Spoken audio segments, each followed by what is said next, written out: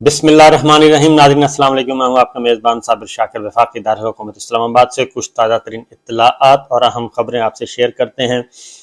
पाकिस्तान का सियासी मंजरनामा मुस्तक़बिल करीब में कैसा होगा और इस वक्त बंद कमरों के इजलासों में आपस में डिस्कशन क्या चल रही है, विद इन और विद आउट, और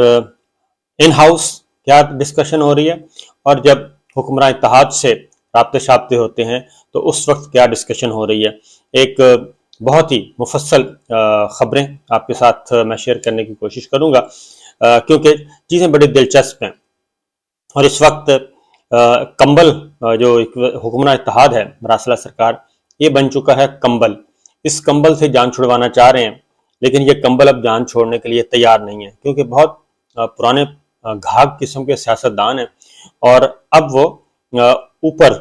ऊपर से आ रहे हैं। जो पंजाबी में कहते हैं ना, ऊपरों आना, तो ये ऊपर से आ रहे हैं और ये कहते हैं कि जनाब हमें तो लाने वाले आप हैं और हमें तो नहीं पता था कि लीडरशिप चेंज हो जाएगी तो क्या होगा और क्या नहीं होगा। हम तो आराम से अपोजिशन कर रहे थे, हमें तो आप लेके आए हैं, हम तो आपकी लायबिलिटी हैं, हमने आपको, आप हमें लेके आगे चलें, हम आपको आगे लेके चलते हैं। इस तरह की डिस्कशन है, मैं आपके साथ शेयर करता हूँ। लेकिन सबसे पहले बहुत ही अच्छी खबर इस सेंस में कि शहीद अरशद शरीफ अल्लाह को प्यारे हो गए, कत्ल कर दिए गए, कत्ल ना हक, खून ना हक किया गया। और उसके बाद तब से लेके अब तक अभी तक उनको इंसाफ मुयस्सर नहीं आया, अभी तक नहीं आया। और उनकी वालदा, उनकी अहलिया, उनके बच्चे, उनकी बेटी जो हैं वो इंसाफ के लिए दरबदर हैं, मुंतज़िर हैं और सिर्फ अल्लाह ताला से दुआ कर देते हैं और अल्लाह ताला के यहाँ उन्होंने अपनी झोली फैलाई हुई है। अब ज़मीन के बाइख्तियार लोग क्या करते हैं, ज़मीनी बाइख्तियार और इक़्तिदार और ताकतवर लोग, उनका क्या मूड है, ये आने वाले दिनों में पता चल जाएगा कि शहीद अरशद शरीफ का जो कत्ल है वो कातिल जो है वो मंजर आम पे आते हैं या नहीं आते, उनको टहरे में लाया जाता है या नहीं लाया जाता। बहरहाल मेरा तो ये ईमान है, ईमान की हद तक मुझे यकीन है कि अगर हमारे इदारे चाहें तो वो 7 तहों से भी, ज़मीन की 7 तहों से भी मामले की तह तक पहुंच सकते हैं। और मैं ये तस्लीम करने के लिए तैयार नहीं हूँ कि हमारे रियासती इदारों को अभी तक ये ना मालूम हुआ हो कि शहीद अरशद शरीफ के कातिल कौन हैं और उनको कत्ल कैसे किया गया। ये मानने को तैयार नहीं है, दिल मानता नहीं है। उसकी वजह यह है कि हमारे इदारों ने बहुत बड़े बड़े कारनामे सरअंजाम दिए हुए हैं और दुश्मनों की सफ़ों में घुसकर उनको मारा हुआ है। और क्या कहना चाहिए कि 7 समंदर पार भी जो चीज़ें हैं उनकी खोज लगाने की वो एबिलिटी रखते हैं, तो इसलिए ये मुमकिन नहीं है। बहरहाल दुनिया जो है जी, शहीद अरशद शरीफ वो कहते हैं कि कत्ल हुसैन असल में मर्ग यजीद है और इस्लाम जिंदा होता है हर करबला के बाद। तो शहीद अरशद शरीफ की आवाज़ को खामोश किया गया था कि ये आवाज़ खामोश हो जाएगी और मामला ख़त्म हो जाएगा, लेकिन वो मामला ख़त्म नहीं हो रहा। अब आयरलैंड की अल्स्टर यूनिवर्सिटी ने मुस्तकिल तौर पे शहीद अरशद शरीफ के नाम का एक अवार्ड का ऐलान कर दिया है। हर साल तहकीकाती जर्नलिज्म पे अवार्ड दिया जाएगा और यूनिवर्सिटी की तरफ से ख़त आया शहीद अरशद शरीफ की अहलिया को, हमारी बाजी हैं, हमारी बहन है सुमैया को, उनको ख़त आया, उनसे इजाज़त चाहिए, उन्होंने इजाज़त दे दी और उसके बाद उस अवार्ड का ऐलान हो गया है। तो 17 साल पहले यूनिवर्सिटी ने कहा कि 17 साल पहले जो है शहीद अरशद शरीफ जो हैं उनकी यूनिवर्सिटी के स्टूडेंट थे और अब उनका नाम, शहीद अरशद शरीफ का नाम ट्री ऑफ होप में लिख दिया गया है, ट्री ऑफ होप में दर्ज कर दिया गया है। तो इससे आप अंदाज़ा कर सकते हैं कि शहीद का खून कभी भी रायगा नहीं जाता और वो सर चढ़ कर बोलता है और बोलता रहेगा। बहरहाल ये एक अच्छी खबर थी कि दुनिया उनको तस्लीम कर रही है। दुनिया में नाम कमा लिया शहीद अरशद शरीफ ने और उनके बच्चों को यकीनन ये एक हल्का सा जो है वो मिला होगा, सुरूर मिला होगा, हल्का सा सुरूर मिला होगा, क्योंकि बहरहाल जान गई लेकिन जान ज़ाया नहीं जाएगी जी, ये मैं आपको बता दूं। कुर्बानियाँ ज़रूर रंग लाएंगी, कोई आवाज़ उठाए या ना उठाए। तो बहरहाल आगे बढ़ते हैं। कुछ और ख़बरें हैं। ख़बरें ये हैं कि ये हकीकत سب پر واضح ہو چکی ہے واشگاف انداز میں کہ عمران خان صاحب جو ہے ان کا جادو جو ہے وہ سر چڑھ کر بول رہا ہے، ان کی مقبولیت کا، ان کے ووٹ بینک کا، ان کے پولیٹیکل کیپٹل کا۔ دولت تو وہ نہیں کما سکے عمران خان صاحب، یہ تو بات ماننی پڑے گی کہ دولت کے انبار تو انہوں نے نہیں لگائے اور نہ ہی انہوں نے حرام کمایا، لیکن بہرحال انہوں نے پولیٹیکل کیپٹل جو ہے سیاسی سرمایہ ان کے پاس اتنا جمع ہو گیا ہے کہ وہ آرام سے گھر بیٹھ کے انجوائے کر سکتے ہیں، پوری دنیا میں انجوائے کر سکتے ہیں اس سیاسی سرمایہ کے ساتھ، کیونکہ روپیہ پیسہ ہی صرف سرمایہ نہیں ہوتا، عزت، نیک عزت اور شہرت، نیک شہرت اور رزق حلال جو ہے یہ بھی سرمایہ ہے، لیکن اصل سرمایہ یہ ہے کہ آپ کو لوگ یاد کیسے کرتے ہیں، آپ کو لوگ دعائیں دیتے ہیں نہیں دیتے، آپ سے لوگ کتنے مطمئن ہیں۔ تو سیاسی سرمایہ ان کے پاس کافی جمع ہو چکا ہے، بلکہ اتنا جمع ہو چکا ہے کہ 14 جماعتی اتحاد جو ہے وہ بھی اس کا مقابلہ نہیں کر پا رہا۔ ماضی میں اگر ہم دیکھیں تو بڑے بڑے اتحاد بنے، ذوالفقار علی بھٹو صاحب جو تھے، ذوالفقار علی بھٹو مرحوم، وہ بھی اسی طریقے سے مہا مقبول ہو گئے تھے اور مقبول ترین لیڈر بن گئے تھے، اور ان کو ہرانے کے لیے 77 میں صرف ایک الیکشن انہوں نے پہلا الیکشن لڑا، جو ایسٹ پاکستان اور ویسٹ پاکستان میں وہ سنگل لارجسٹ پارٹی کے طور پہ آ گئے اور انہوں نے اقتدار حاصل کیا، اور ملک اگر 2 لخت نہ ہوتا تو شیخ مجیب وزیر اعظم ہوتے، اور لیکن ملک 2 لخت ہوا، شیخ مجیب ادھر کے وزیر اعظم بن گئے اور ادھر کے بھٹو صاحب بن گئے۔ اب بھٹو صاحب کو کریڈٹ جاتا ہے، بہرحال کریڈٹ جاتا ہے کہ ایک آئین 1973 کا آئین جو ہے سب سے پہلے انہوں نے اس پہ کام کیا، تمام سیاسی جماعتوں نے مل کے وہ آئین بنایا۔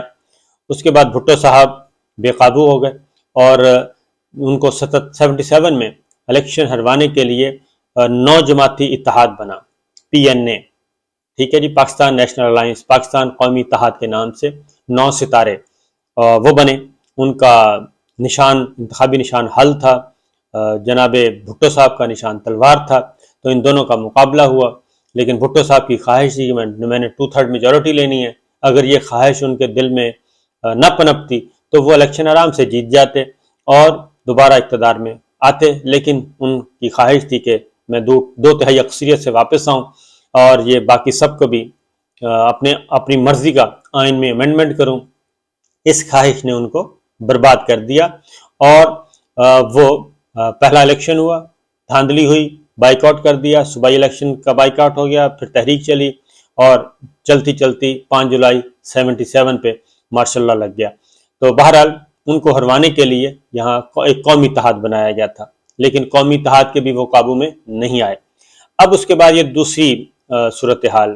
آئی ہے۔ پھر اسی طریقے سے نواز شریف صاحب کو بھی پہلے ایک اسلامی جمہوری اتحاد، ان کے ساتھ بھی سابقے لاحقے لگا کے ان کو ذرا کھڑا کیا گیا پیپلز پارٹی کے خلاف، کیونکہ 11 سال بعد جب الیکشن ہوا تو پیپلز پارٹی پھر جیت گئی، زیاد صاحب دنیا سے رخصت ہوئے اور اس کے بعد 88 میں الیکشن ہوا، محترمہ بے نظیر بھٹو واپس آ چکی تھیں، الیکشن ہوا تو پیپلز پارٹی جیت گئی، اسلامی جمہوری اتحاد کام نہ آ سکا، اور اس کے بعد مزید تگڑا کیا گیا۔ اسلامی جمہوری اتحاد آہستہ آہستہ مضبوط ہوتا گیا، نواز شریف صاحب مضبوط ہوتے گئے اور اتحاد آہستہ آہستہ پارا ہوتا گیا، کیونکہ نواز شریف صاحب بھی سابقے لاحقے پسند نہیں کرتے تھے، اور وہ ٹھیک ہے اسٹیبلشمنٹ کے پودے میں گملے میں وہ پروان چڑھے تھے، لیکن جیسے جیسے ان کو اختیار اور اقتدار اور مقبولیت اور شہرت ملتی گئی، انہوں نے وہ گملہ توڑ دیا اور انڈیپینڈنٹ کھڑا ہونے کی کوشش کی، پھر 2/3 میجورٹی تک پہنچے، لیکن اس کے بعد 12 اکتوبر 99 ہوا اور نواز شریف صاحب بھی رخصت ہو گئے۔ ایک مس کیلکولیشن کی انہوں نے، اگر پرویز مشرف صاحب کو وہ ڈسمس نہ کرتے تو حالات ایسے نہیں تھے کہ زبردستی کوئی مارشل لا لگا دیا جاتا، لیکن لوز بال کی اور نواز شریف صاحب مارے گئے۔ اس کے بعد یہ ہوا جی، اب وہی پوزیشن، مقبولیت، بلکہ اس سے بھی کہیں زیادہ مقبولیت اس وقت عمران خان صاحب کی ہے، اور عمران خان صاحب 14 جماعتوں کے قابو میں بھی نہیں آ رہے، اور یہ ضمنی الیکشن کے نتائج آ چکے ہیں، اور اس لیے ضمنی الیکشن کے بعد جو بہترین سیٹیں تھیں وہ یعنی کہ محفوظ ترین سیٹیں نواز شریف صاحب نے، پیپلز پارٹی نے، راجہ پرویز اشرف صاحب نے مل کے وہ آڈیو بھی سامنے آ چکی ہے کہ ہم نے کون کون سی سیٹیں، اور لندن میں فیصلہ ہوا کہ یہ سیٹیں جو ہیں یہ خالی کریں، ان پہ ضمنی الیکشن کروائیں، ان کو فارغ کریں، اور ہمارا جو نمبر گیم ہے وہ پورے ہو جائیں گے، اور ہم یہ چھوٹے چھوٹے جماعتوں سے، شاہ زین بگٹی سے جان چھوٹ جائے گی، بھوتانی سے جان چھوٹ جائے گی، یہ جو ایک ایک دو دو جماعتوں والے ہیں ان سے جان چھوٹ جائے گی، چھوٹی جماعتوں سے، تو ہمارے نمبر جو ہیں وہ پورے ہو جائیں گے، ہم کمفرٹیبل زون میں چلے جائیں گے، ایم کیو ایم سے جان چھوٹ جائے گی، کیونکہ وہ سمجھتے ہیں کہ یہ بالکل بے اعتبار لوگ ہیں۔ لیکن ہوا یہ کہ وہ ضمنی الیکشن ہوا تو اس میں کلین سویپ عمران خان صاحب کر گئے، عالمی ریکارڈ قائم ہو گیا۔ اس کے بعد پھر پنجاب کا ضمنی الیکشن ہوا، وہ ترین گروپ، علیم گروپ، وہ سارے ان کے غبارے سے بھی ہوا نکل گئی۔ تو ان شارٹ یہ ہے کہ اب بلدیاتی الیکشن اسلام آباد کا ہونا تھا، اور اسلام آباد کے بلدیاتی الیکشن کو بھی گورنمنٹ نے چیف الیکشن کمشنر کے پاس پہنچے ہیں وہ، حالانکہ تمام تیاریاں مکمل، سب کچھ ہو چکا تھا، لیکن چیف الیکشن کمشنر ظاہر ہے وہ جو ہیں وہ ہیں پھر، اور انہوں نے ان کے سامنے آرگومنٹس ہوئے اور انہوں نے بلدیاتی الیکشن بھی ملتوی کر دیا، اسلام آباد کا بلدیاتی الیکشن بھی ملتوی کر دیا، کیونکہ یہاں پہ بھی لوزر تھے حکمران اتحاد، انہوں نے لوز کرنا تھا، اور پاکستان تحریک انصاف نے کلین سویپ کرنا تھا اسلام آباد سے، لہذا انہوں نے کہا اس سبکی سے بچا جائے اور یہ مزید خفت نہ اٹھانی پڑے، لہذا چیف الیکشن کمشنر صاحب نے وہ الیکشن ہی ملتوی کر دیا، منسوخ کر دیا، اور اب سکھ کا سانس لیں گے۔ تو مقبولیت کا عالم یہ ہے، تو اس لیے اس مقبولیت کے عالم میں اب ہو کیا رہا ہے، اب جو حکمران اتحاد ہے جی، اسٹیبلشمنٹ کا موڈ ہے، اسٹیبلشمنٹ اب اس کمبل سے جان چھڑوانا چاہتی ہے، اسٹیبلشمنٹ اس کمبل سے جان چھڑوانا چاہتی ہے۔ باجوہ صاحب جو کچھ کر کے گئے وہ چلے گئے، مشرف صاحب نے جو کچھ کیا تھا وہ مشرف صاحب کے ساتھ چلا گیا تھا، کیانی صاحب نے آ کے اپنی ایک نئی پالیسی لے کے آئے تھے، اور انہوں نے وہ جو مشرف صاحب کے زمانے میں جو کچھ ہوتا رہا تھا اس سے قطع تعلق ہو کے اپنی ایک نئی لائن اور ڈائریکشن پہ انہوں نے کام شروع کیا تھا۔ اسی طریقے سے اب بھی کیونکہ حالات ایسے تھے، اور قیانی صاحب سے راحیل شریف صاحب کی طرف کوئی ایسا بڑا مسئلہ نہیں تھا، سموتھ تھا کوئی، لیکن یہ جو معاملہ ہوا ہے یہ ذرا تھوڑا سا کریٹیکل ہے۔ تو باجوہ صاحب جو کچھ کر کے چلے گئے، اب یہ جو ہمارا حکمران اتحاد ہے وہ یہ کہتا ہے کہ جناب یہ تو ہم تو گھر بیٹھے تھے، ہمیں تو اسٹیبلشمنٹ لے کے آئی ہے، ہمیں نہیں پتہ باجوہ صاحب تھے یا کون تھے، اسٹیبلشمنٹ کے وہ چیف تھے، اور اس لیے وہ ہمیں لے کے آئے، ہم تو آرام سے بیٹھے تھے، ہمیں تو کہا گیا بلا کے کیا ہو تحریک عدم اعتماد کرتے ہیں، اور یہ آرگینک تحریک عدم اعتماد تو تھی نہیں، یہ آن دا ریکارڈ ہے۔ تو وہ کہتے ہیں کہ جناب ہمیں آپ لے کے آئے ہیں، اب ہمیں آپ نے ہی آگے لے کے بڑھنا ہے۔ اب اسٹیبلشمنٹ جو ہے وہ میں آپ کو بتا دوں کہ اسٹیبلشمنٹ کا ایسا موڈ ایسا نہیں ہے، کہ کیونکہ وزن زیادہ ہو گیا، اس کمبل کا وزن جو ہے وہ بہت زیادہ ہو گیا، اور اس کا وزن اٹھایا نہیں جائے گا، کسی سے بھی نہیں اٹھایا جا رہا، جو اس وقت پبلک میں ہے، پبلک میں بھی اور پبلک کے علاوہ بھی، ودن بھی، اور ودن بھی بہت زیادہ ریزسٹنس ہے، اور اس کو بھی وہ کہتے ہیں کہ بس اس سے جان چھڑوائیں۔ بالکل اسی طریقے سے اس سے بھی زیادہ، بلکہ یہ باجوہ صاحب کو بھی یہ کہتے ہوتے تھے نا، یہ سلیکٹرز اور سلیکٹڈ کی گردان، کہ یہ سلیکٹرز ہیں، یہ سلیکٹڈ ہیں۔ باجوہ صاحب کو بھی بہت بڑی موٹی موٹی گالیاں دیتے تھے اور دھمکیاں دیتے تھے، وہ سب کچھ کرتے تھے، تو یہ سارا کچھ ہوتا رہا۔ اب یہ سارے کے سارے بیٹھے ہیں جی انہی گملوں میں بیٹھے ہیں، گیٹ نمبر 4، 5، 6 جتنے بھی ہیں وہ سارے کور کیے ہوئے، کسی کو نہ اندر آنے دیتے ہیں نہ جانے دیتے ہیں، اور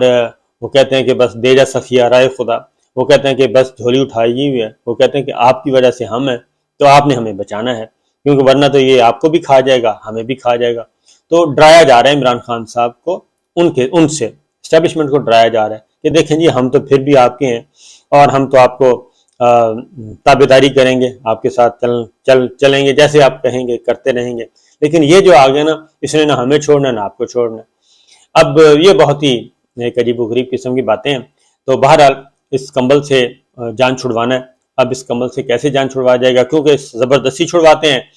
اور زبردستی چھڑواتے ہیں تو پھر وہ دوبارہ سے سلسلہ شروع ہو جائے گا، مریم بی بی آ جائیں گی واپس، نواز شریف صاحب وہ واپس ووٹ کو عزت دو والا سارا نیریٹو جو ہے وہ واپس آ جائے گا، اور ادھر سے زرداری صاحب جو ہیں وہ اینٹ سے اینٹ بجانے کے لیے آ جائیں گے، کیونکہ مسئلہ یہ ہے. لیکن کچھ دنوں کے بعد میں آپ کو بتا دوں کہ یہ اس طرح نہیں چلے گا. یہ چیزیں آہستہ آہستہ ہاتھ سے نکلتی جائیں گی، خود حکمراں اتحاد کے ہاتھ سے نکلیں گی اور خود بخود نکلیں گی، کیونکہ مصنوعی تنفس کے ذریعے سسٹم زیادہ دیر تک چل نہیں سکتا. وینٹیلیٹر ایک دن اتارنا ہی پڑتا ہے. بہرحال دیکھتے ہیں جی. اجازت دیجیے. اللہ حافظ.